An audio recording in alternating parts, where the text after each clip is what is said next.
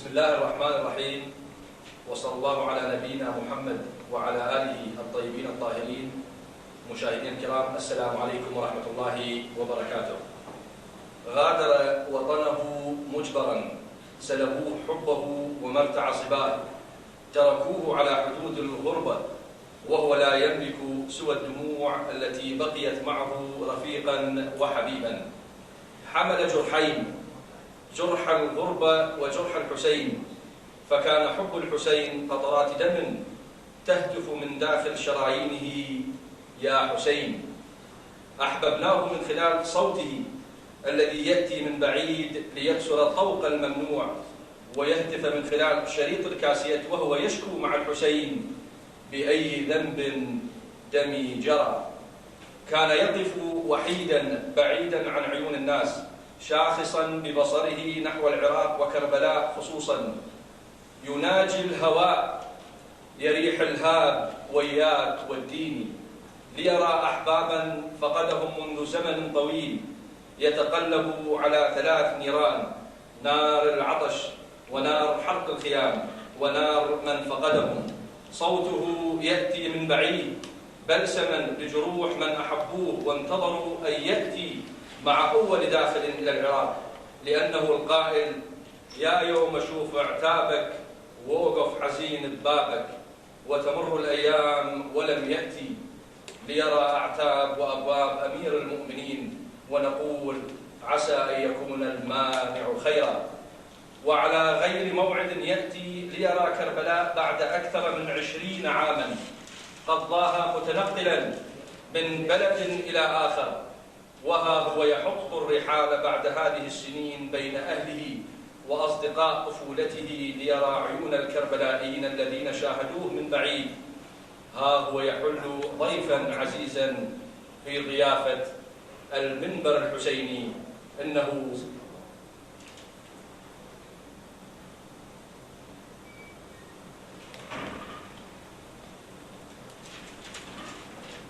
مشاهدينا الكرام، رحبوا معي مع الملا الحاج باسم الكربلائي الذي جاء إلى العراق وإلى مسقط رأس كربلاء بعد غربة طويلة استمرت أكثر من 20 عاما.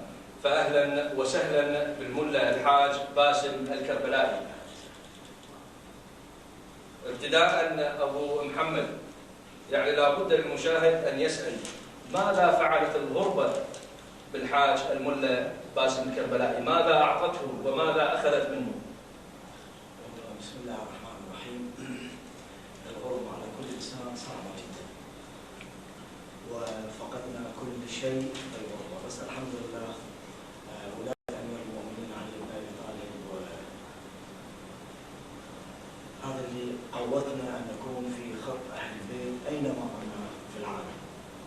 نعم، يعني ابتداء في أي بلد ومن بعدها أي البلدان التي ذهبت إليها وماذا قدمت هناك؟ طبعا هجرنا من طرف النظام الظالم عام 1980 من كربلاء إلى إيران حوالي 13 عام 14 عام، وبعدها خرجت إلى دولة الكويت 10 سنين.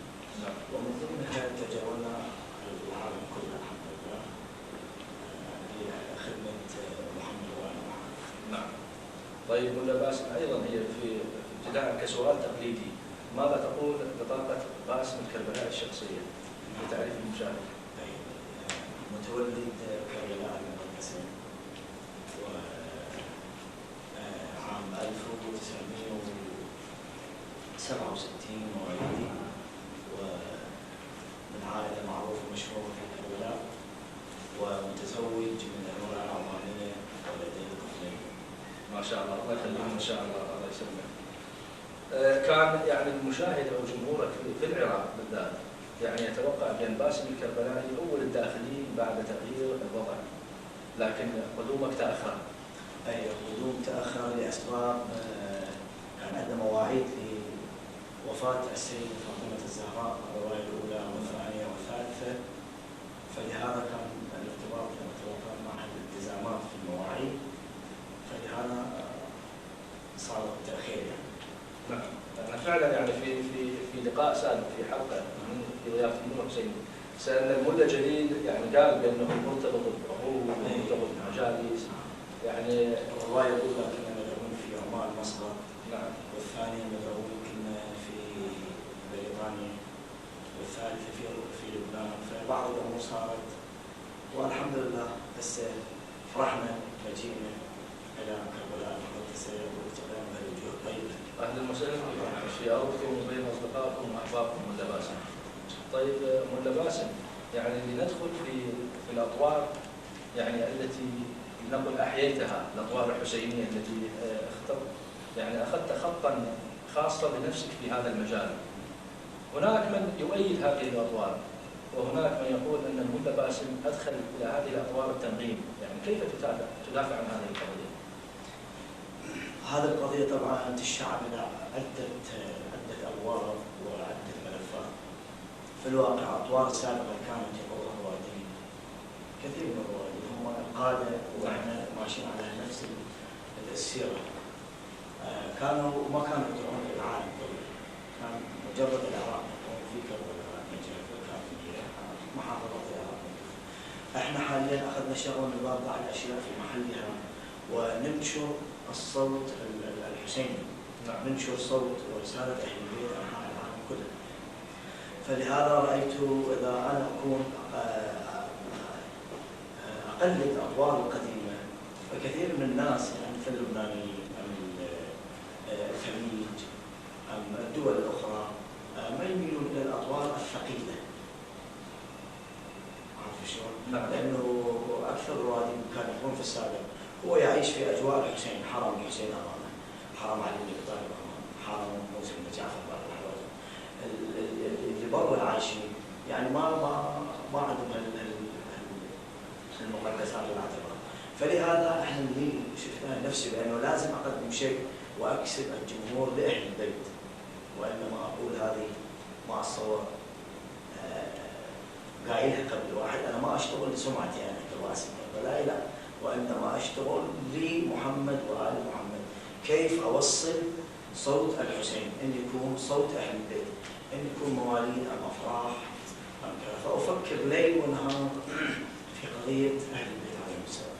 نعم، يعني حقيقة هناك من يقول أن الملا باسم الكربلائي هو الصوت الحسيني هي ذات الصوت، يعني وذات المفردة الشعرية لنقول، لكن ألبسها إطار يتناسب مع سمات العصر، وبالتالي استطاع أن يستقطب آذان الشباب وآذان العديد الذين تعودوا على سرعة هذا العصر، على سمات هذا العصر، وحقق نجاح في هذا المجال.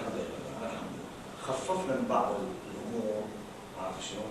وإحنا باقين يعني لا زال باقين. عندي أشرطة أخيرا ما نزلت، ذكريات عندي خلط مع المرحوم الشيخ حمد الزغير الكربلائي، ومن أشعار المرحوم الشيخ كاظم منظور الكربلائي.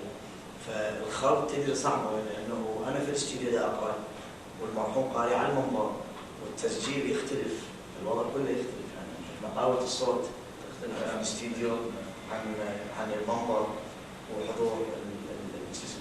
فالحمد لله هذه تجربة جديدة. هذه تجربة جديدة، بس بدايتي كانت أنا مع المرحوم. يعني الطور اللي يقرأ به الشيخ حمزة أو الملا حمزة نفس الطور اللي جاني به لو يختلف؟ لا يختلف. بس أنا من أطوار حمزة، عارف شلون؟ من أطوار حمزة وكلمات المرحوم الشيخ. نقدر نسمع المشاهد يعني. أي نعم، كثير من القصائد المطرية. مثلا طبعا هذه القصيدة ما موجودة في الكاسيت. نعم. يا محلى الوداع الهندسية وعلوم البنية بين الفاطمي والفاطمية. يقرأ المرحوم: يا محلى الوداع بهالميسية وعلوم المنية بين الفاطمي والفاطمية. طبعا هذه القصيدة متولى فيها كثير، وكل سنة وكل عام نكررها احنا عشان محرم الله، حتى نكون احنا تواصل مع المرحوم حمزة. الله يحفظه. على ذكر الأطوار، كيف يضع الملا باسم أطواره، يعني الطقوس هي ضعها؟ رموز، نعم، رموز بسيطة جدا، يعني نفس هذا الطور اللي أنا قلت لك إياه طبعا، تغيير بسيط أقدر أغير فيه وأطلع إلى عالم ثاني. نعم. طيب ملا باسم، يعني هناك من يقول أن ملا باسم يعني استخدم أساليب جديدة هي المؤثرات المصطنعة في إدخال الأصوات في التسجيل، يعني اللطم المصطنع إلى هذا مو تجسيم الأصوات. هذا اللطم الصح، يعني أنا ما أخذ الراغب إني خلص القصيدة الأولى يريد يبدأ القصيدة الثانية يسكت له فتصير لقمات عنده 4-5 لقمات فاضية، يعني ناخذ واحدة من عندها ونفلترها ونضيفها تركات خطوط وتطلع هذه اللقمة تسمعها، وإنما مو يعني هي حقيقية. بس تفلتر. نعم. نريد ملا باسم أن نسمع يعني مقطع قوي يعني من مقطوعاتك أو من أطوارك الحديثة. نعم، أقرأها بالمناسبة. نعم. والله من أنساك يا كربلاء لو قطعوني مفصلا شرفك رب العلا كربلاء والقلب مشتاق إلى قلب. جميل. لمن هذا الكلام؟ هذا الشاعر الأخجار الكامل. والله لن أنساك يا كربلاء لو قطعوني مفصلا شرفك رب العلا كربلاء والقلب مشتاق إلى كربلاء.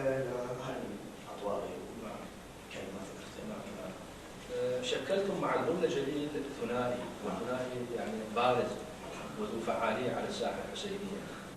لماذا انقطع هذا الثنائي؟ انقطع، كنا نلتقي مع الأخ أبو محسن في الكويت حوالي 8 سنوات، بس هالسنتين يعني العام ووقت العام ما صار بيناتنا لقاء، لأنه هو ودعا إلى بريطانيا وأنا بعيد إلى البحرين، صار حوالي 2 سنين داخل في البحر، فلهذا قل اللقاء مع الأخ أبو محسن وقلت أعمالنا المشتركة.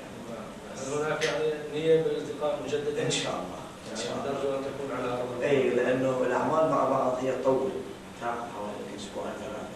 أنا مقيم في الكويت، هو مو مقيم في الكويت، مقيم يعني يأتي يجي أسبوع ويطلع يخرج من هذا. سابق لكننا موجودين نقرأ يعني محرم وصفر رمضان مع بعض، الفاطميات مع بعض، فلهذا يطول اللقاء ونقدم أعمالنا اللي موجودة. طيب أبو محمد، لو رجعنا إلى بدايات باسم الكربلائي، يعني بداية تأثر بما من الرواتين من الشعراء، حتما هناك أساتذة تأثر بهم قلدهم، يعني لابد أن يكون باسم الكربلائي ارتقى المنبر، يعني أول ما ارتقى المنبر لابد أنه ردد لإرادة ما أو قصيدة لشاعر ما. صح. ومن ثم كيف اختط باسم طريقه الخاص، البداية ومن ثم الافتراق عن الطريق القديم. إن شاء الله. طبعا أكد مواضيع صارت فيه، بس احنا نبدأ كبداية. إن شاء الله. بدايتنا كانت على أشرطة المرحوم الشيخ حمزة الصغير، هذا واقع يعني، وأنا دايما أذكره في عدة أماكن مجلات ومع أشعار المرحوم الشيخ كارون منظور الكربلائي. طبعا أستاذي الراجل حمزة الصغير وأنا لم أراه، يعني ما أجلس ما قاعد معه ما شفته، بس شافه من بعيد ولكن تحت يده من بعيد. بس انشأت على أشرطة كنت أقلدها بحذافيرها، ولما كنت أرتقي المنبر أقرأ يعني الأطوار والقصائد اللي هو أنت تكمل المفهوم بارك الله فيك، وبدأ تشجيع وتشويق في هذا المجال. وطلبت من أحد الرواديد اسمه ملتقى الكربلائي في أصفهان قصائد، وأعطاني قصيدتين، واحدة حمال الدخل يا حسين كل الوالد يشهدون البحر عموما والبحر طويل، والقصيدة الثانية مر على الشاطئ حال رجالنا الموشح. والحمد لله بدايتي كانت في القصيدة حمال الدخل. أول قصيدة سقيت بها المنبر. أول قصيدة مو المنبر وإنما عزاء الزنجي بالشعر. الزنجي. أي. من أين طور؟ دكتور بحر طويل. يعني يرافقها لطف. نعم يرافقها. حافظ شيء طويل منها؟ لا بس مقطع وانا مسجله في اخير عملي موجود. احنا نريد نحافظ من الردات السبعينيه مقطع اطول، يا ريت يعني هو طبعا يقراها المرحوم الشيخ. مو هاي الاول. نعم يقراها القصيده يقراها الشيخ المرحوم الشيخ هادي الكربلائي، يقراها بصوره مصيبه، بس هي نفسها تيجي على بحر الطويل. عندنا وعدة اطوار، بحر الطويل مفتوح يعني للطور كذا، فانا قرأتها في عزاء الزنجيل على بحر الطويل، يعني طور الكربلائي يسموه حمايد داخل يا حسين كل الوعد يشهدوا بري وبحر منكور جني وإنس يعترفوا. أنا بهالصورة قرأتها والحمد لله على إعجاب الحضور والمعزين وبتشويق من الأهل والعشيرة، لا سيما الحاج الله يخليه حفظه خالي المحترم الحاج عبد الرسول تقمتي، وهذا طبعا الدافع الرئيسي لدفعات المواكب، يعطيني المواكب والمنابر وكذا. تدري انه من ضمن عملنا شغله صعبه، يعني رامود شغله صعبه ان يواجه جمهور 1000 نفر 1500. لو تواجه نفرين ثلاثه يمكن انت ما تقدر تتكلم. الوقوف على اي منصه صعب. صعبه كلمه داخليه. فلهذا الدافع الرئيسي كان وهو خالد الحمد لله. فما بقى لنا شيء يعني بالفواتح قرانا، بالاعراس قرانا، ذكر 14 معصوم مواليد اهل البيت كذا، والحمد لله وصلنا لهذا الحد. يعني هذه كانت البدايات. هاي البدايات الى اي سنه؟ واختط باسم خط خاص؟ اختط الى 93. طلعت بعد وحده كنت ابدي يعني. نعم. ما عندي. انا قصدي بالاطوال، يعني خرجت عن العباءه السبعينيه. اي لا بالاطوال 5-6 سنين كنت اقل. المرحوم 5 صغير. وبعد قلت اطلع من اطار المرحوم، يعني اطواري هي متخصصه فيه بس بحذر يعني. بحذر. لما ذهبت الى دوله الكويت والى لبنان والى امريكا دعوه جت 2 رمضان والى اليابان، شفت الاوضاع ما تتحمل ان تكون اطوار ثقيله، يعني ما يستوعبوها الشباب، ما يحملوها، يردون الى شيء خفيف يوالدهم. قلنا سلفا بين المدن متعوده على نمط معين، وفق صفات العصر اللي عايشينه الشباب. يعني الشباب تدري الشباب اليوم انا صار 23 عام طالع منها، يمكن ما كانوا بعض الناس مخلوقين فيها. فلهذا الشباب يفتح عينه ما عنده ذكريات في كربلاء، يسمع اطوار مثلا فلان رادف وفلان كذا. فلهذا اخذنا وياهم على اطوار جديده حديثه، والحمد لله تاقلم الشغله وكسبنا ما فيه الكفايه لاهل البيت الجمهور الحمد لله. ذكر اول دوري عن جديد خرج تقييد الجمهور؟ والله كثير من الاطوار. البدايه نعم، قصيده الى الاخ جابر الكاظمي. هو محمد الريد اطول قبل مني شويه. الجمهور يسمعك بشكل مباشر. ان شاء الله وعد ان شاء الله لقاءات اخرى. قبل اطول. اي اكو وحده للمرحوم كان فتح الله الكربلائي ذكرى اليوم رحمه الله والله يرحم الجميع ان شاء الله.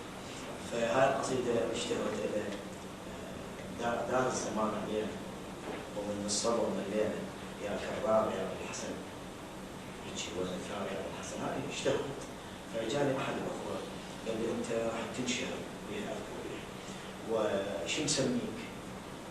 يعني كان نبه بين تنشير؟ والله يعني حسب طلب الاخ. لو كان انا متنبه، انا كنت اقعد مع الناس ابكي واتوسل بالحسين من ضمن بكائي لي، فرابطه خاصه مع الحسين. قلت له يا ابا عبد الله يعني شلون اقدر اخدمك واكون لامع، عارف شلون؟ بس عندي طلب من عندك يا حسين. قال لي شلون؟ يعني الصوره يعني حوار بيني وبين الحسين بانه اريد اصعد المنبر وانا عزيز وانا مكرم، والتوفيق منكم انتم تعرفون شلون تعطوا الواحد على نظره واحده يمكن تفتح لي افاق وانا مو بعالمها. فالحمد لله جاء الاخ قال لي شو نسميك؟ انه انت يضربون كاسيتات بكثره وطباع بكثره. طلب من عندي كاسيت في اصفهان الحسينيه الكربلائيه الى دمشق، اتصور من بيت السندي كان محله. ففكرت اسميه باسم اسماعيل باسم والدي، قلت اكبر الاسم احسن، يكون اسم بلد وهيك. فخر الشيخ باسم الكربلائي ولله الحمد لله. الحمد لله. ما سمعت الضوء. لا ما سمعت، قربت ان شاء الله. طيب ابو محمد، اكثر تعاملك مع الشاعر جابر الجابري، شنو السبب؟ وهل تعاملت مع شعراء اخرين؟ اي نعم، بالبدايه كنت اتعامل مع طبعا المرحوم، مع دواوين المرحوم الشيخ كاظم منظور الكربلائي، وبعد تعاملت مع هم بتشويق من خالي نفس المرحوم محمد رضا فتح الله الكربلائي. ما كان شاعر هو، كان موظف اصلا في كربلاء. وبعده تمرض في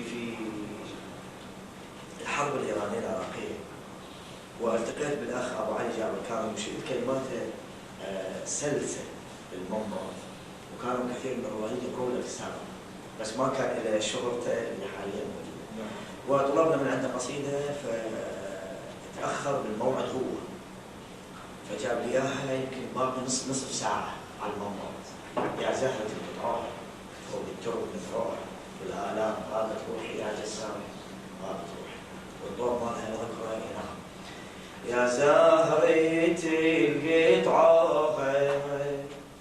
فوق الترب نثرها، بالآلام غابت روحي يا جسام غابت روحي.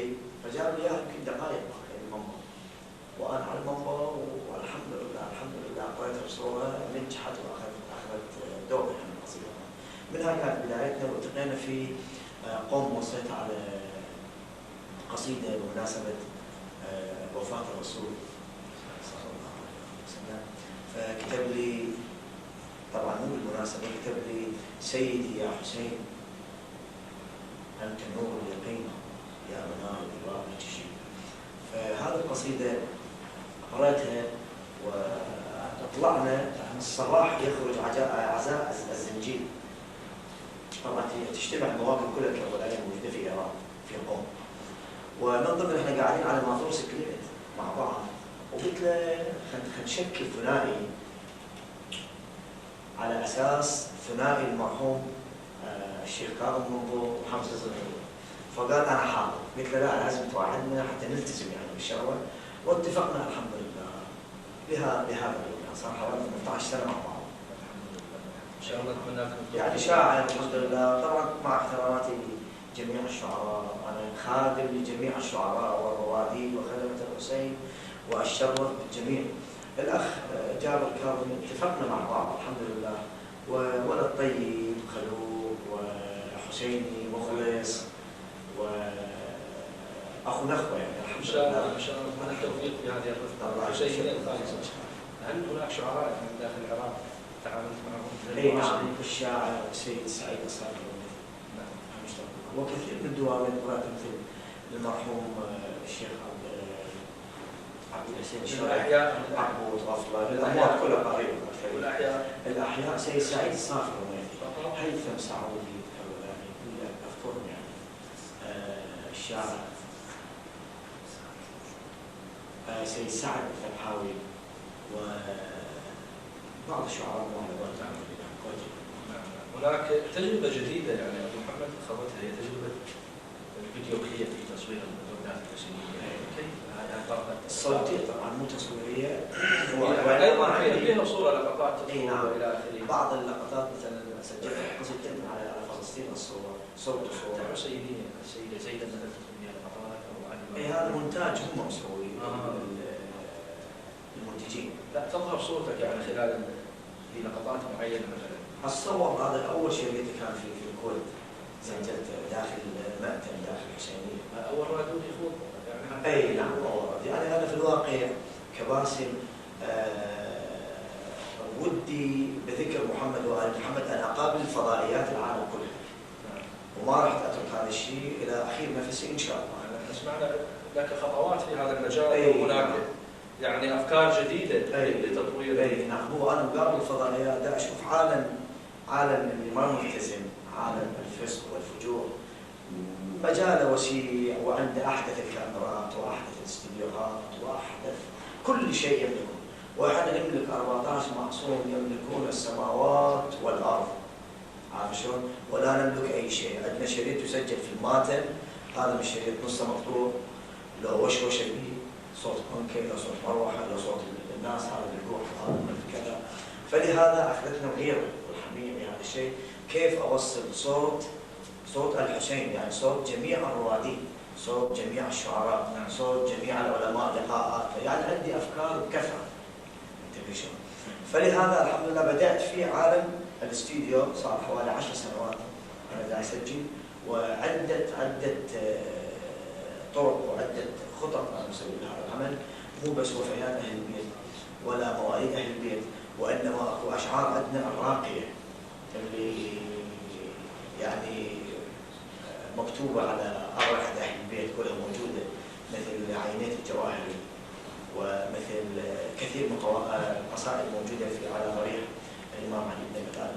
فاشتغلت فيها، سجلت العينيه حوالي يمكن شهرين اخذ من وقتي، 64 بيت. وضعت لها طور؟ اي وضعت لها اطوار، مو طور واحد. اطوار؟ من البدايه للنهايه تسمع اوزان واطوار، عده اطوار. شوقتنا تسمعها ان شاء الله. هذه طبعا مو مقطع، ما حافظها. اي ان شاء الله اشوف وين اوصل ان شاء الله. فداء لمثواك من مضجعي، تنور بالأبهج الأروع، وراعيا ليومك يوم الطفوف، وسقيا لأرضك من مصرعي. ما حافظها خالص. بارك الله فيك.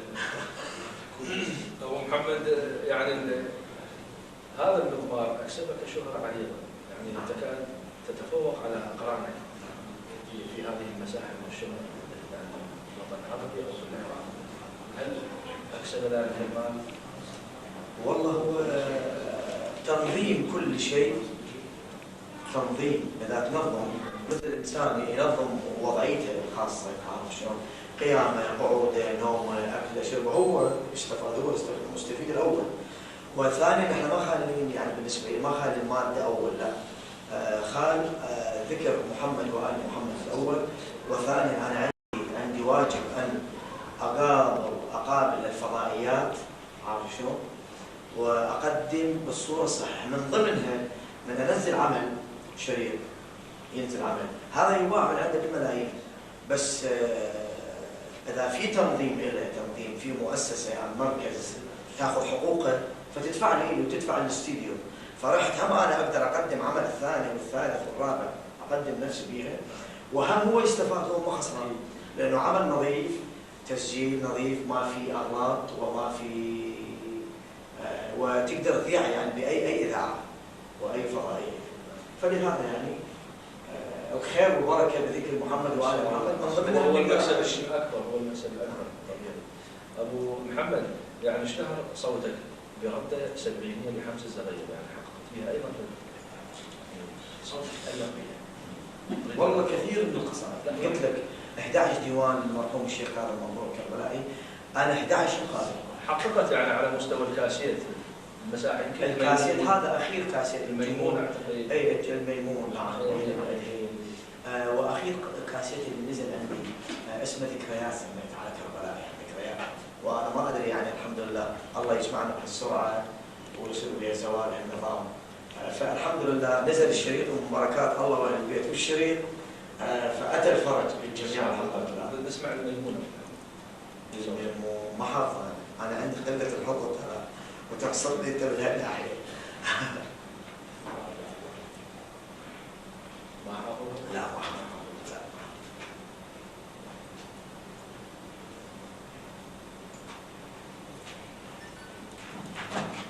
احنا ابو محمد يعني الاسئله هي تقريبا استنفدناها، بس الوداع شيحتي ارسل لك بيت من اليوم ارسل لك تيلي. لا ترى ما وين علي عمي؟ صدري تعبان. شلون؟ وين علي؟ ما اعتقد يعين لنا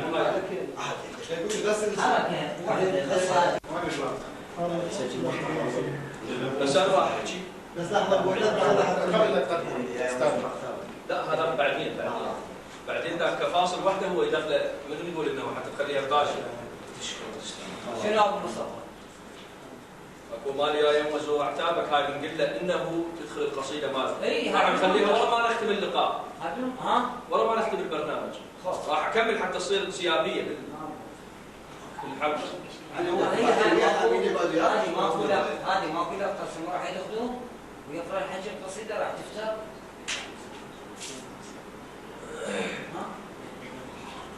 لا هي بس خليها هاي لطيفه. أستاذ كماتور أستاذ جاهزين؟ شكرا.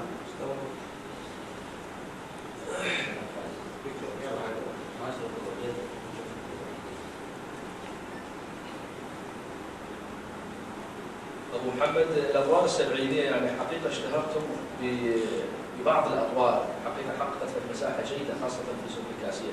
سمعنا احنا يعني قصيده المجنون بصوتك يعني تألق. ممكن يعني السمع المشاهد الكريم ان شاء الله. طبعا سجلت انا هذه القصيده في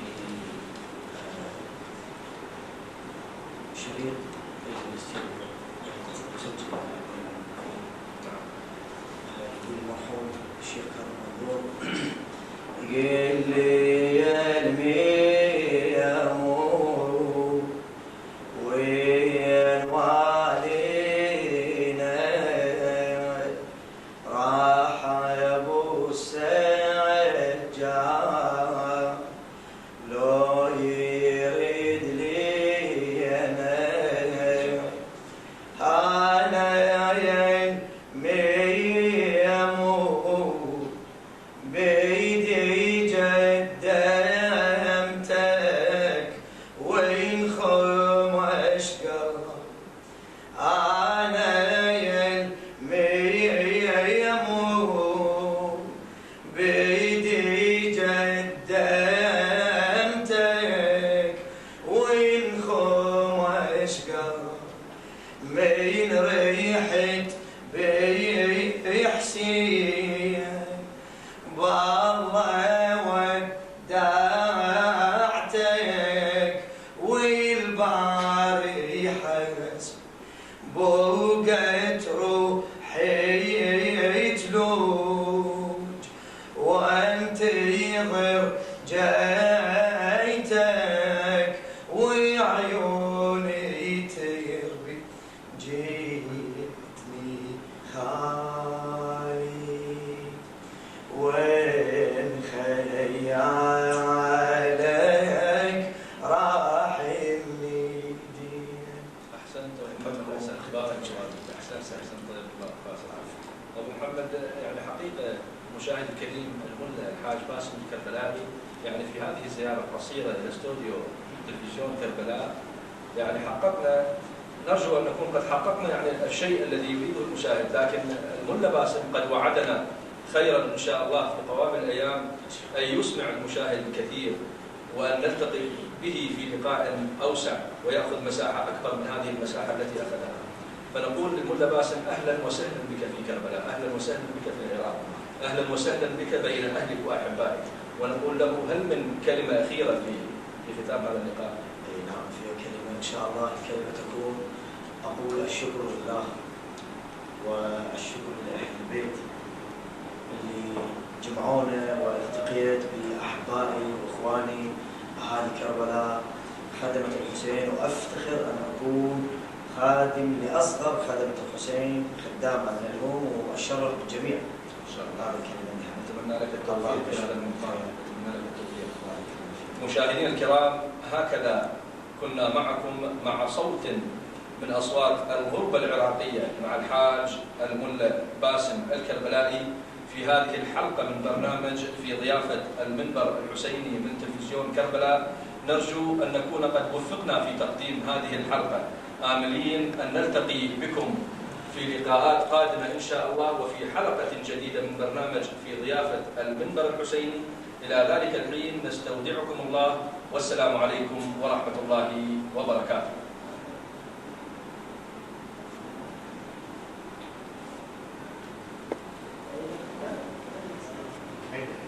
بس الختام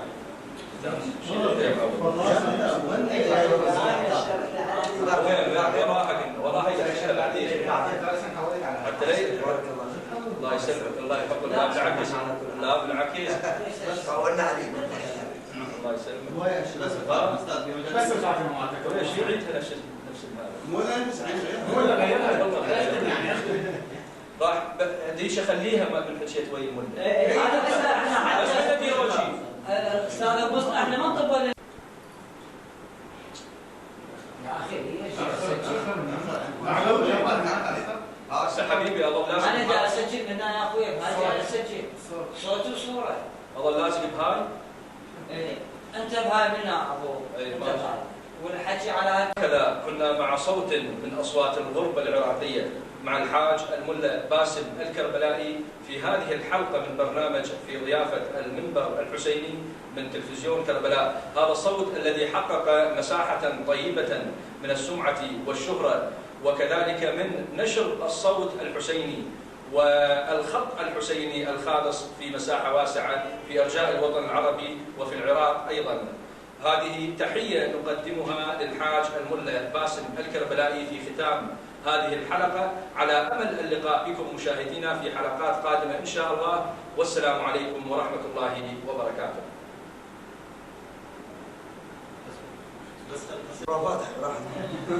ارجع وازورك يا حيدر، ارجع وازورك،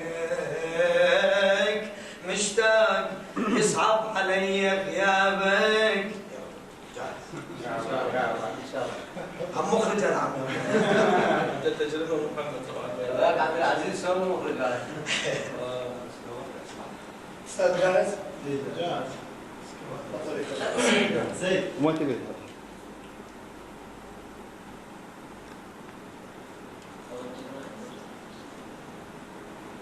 يا يوم ازور عتابك، اوقف حزين ببابك، ارجع وازورك يا حيدر، ارجع وازورك، يصعب علي غيابك، مشتاق اشم ترابك، ارجع وازورك يا حيدر، ارجع وازورك، يا يوم ازور عتابك، اوقف حزين ببابك، ارجع وازورك يا حيدر، ارجع وازورك، طول علي غيابك، مشتاق اشم ترابك، ارجع وازورك يا حيدر، ارجع وازورك، انا الهويتك لا تظن نسيتك، لا تظن نسيتك. هذا شيء اضافي. طيب والله